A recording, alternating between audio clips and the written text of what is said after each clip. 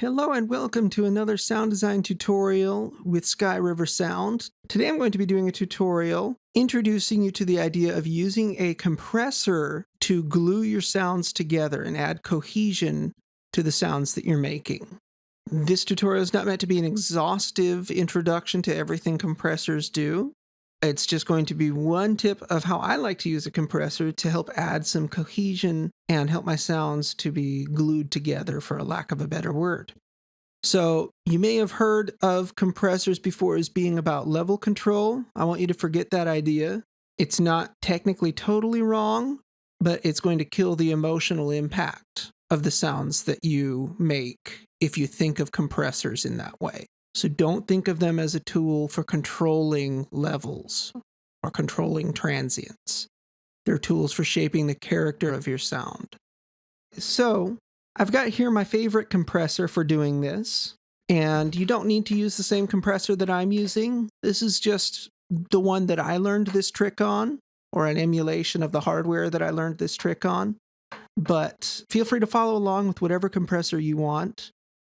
Some of them do this trick better than others. This one is just really good at helping take a lot of different sounds and blend them together. So the way that this trick works is you take your different layers or your different sounds that you want to glue together, and you sum them all in a bus or in Reaper, a folder.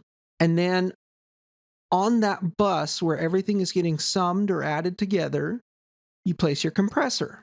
Now, before I go further into explaining how the compressor works, let's hear what I've got it doing first. So we've got this sequence of a dragon roar. I'm going to take the compressor out so you can hear it.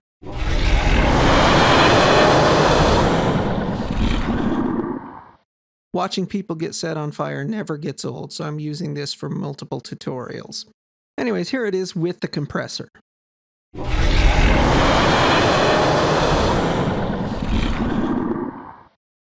Okay, so as you can hear, it's sounding more like one dragon making one roar instead of a bunch of parts pasted together. How does it do that?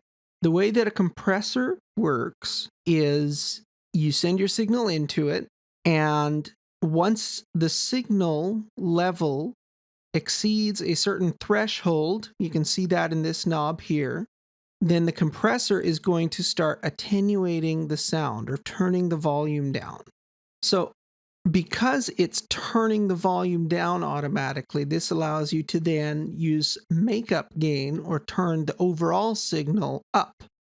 So because the short little transients or short little bursts of energy are quieter, we can turn the whole signal up, meaning you hear the subtle details more easily.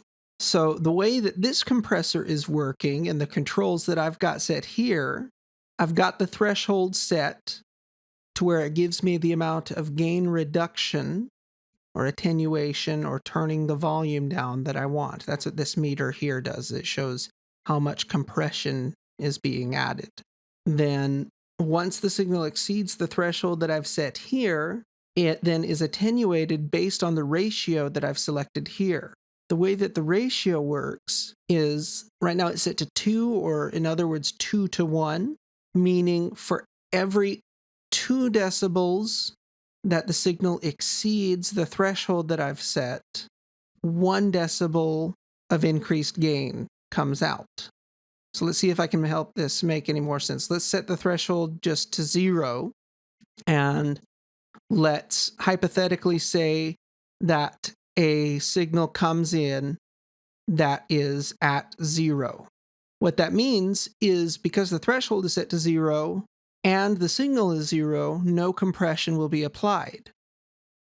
Now, let's say that a signal of +2 comes in. With the ratio set to 2 to 1, that means that the compressor will output a +1 signal.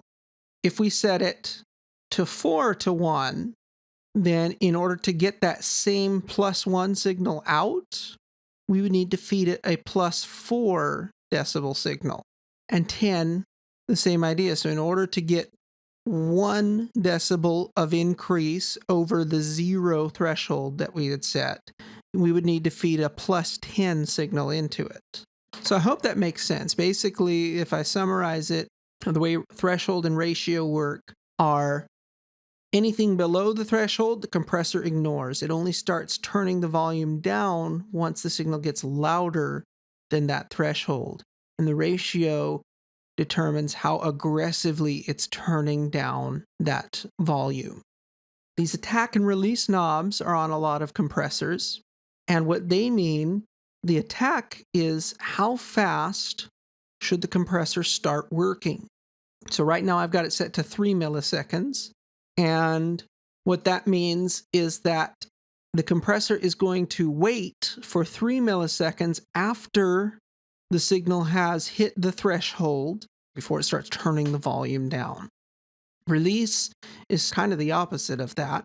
The release control determines how fast or how long after the signal has dropped back below the threshold will the compressor stop engaging and will the compressor stop turning the volume down. So right now I've got it set to auto mode, meaning it's going to listen to the signal and make a decision of how long it will take before turning the gain reduction back to 0. If I set it to 0.1, in this case 0.1 seconds or 100 milliseconds, that's going to give it a faster release, which sounds like this.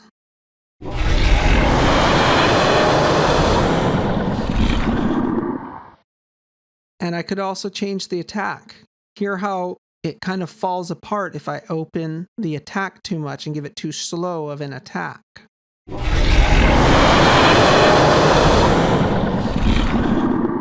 Turn the release back to auto.